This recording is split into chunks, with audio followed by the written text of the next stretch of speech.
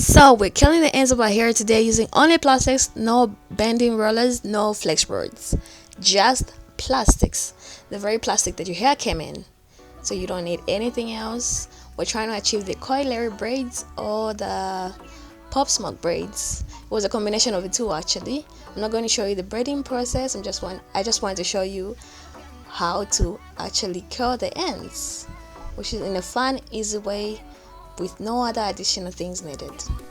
How tight your curls turn out will depend on two things: the smoothness of the hair you're using. In this case, I'm using a Abuja plastic, it must just fine. Another option you could use is expression, which is accessible to everybody. So wherever you are, I know there's expression somewhere. At least I think so. So another factor is how tight you're curling them together. As you can see, I'm curling them really tight. You can't see any space, any plastic in between the hair that I'm curling. So if you curl them tight enough, they will come out tight.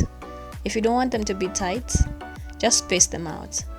And even if you curl them tight as I am curling them, if the hair isn't as slick, they may not come out as tight. So try to make sure that you find hair that is actually slick and smooth enough, so that you get the perfect curls that you want.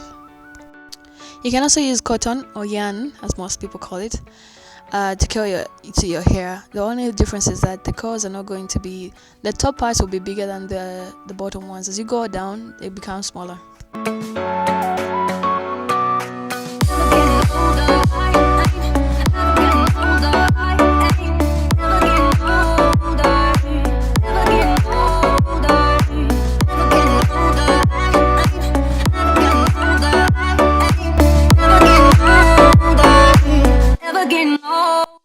Let me know in the comment section below if you would try this hairstyle. Would you like your curls bigger or smaller? Thank you for being here. Subscribe, turn on notifications, and comment.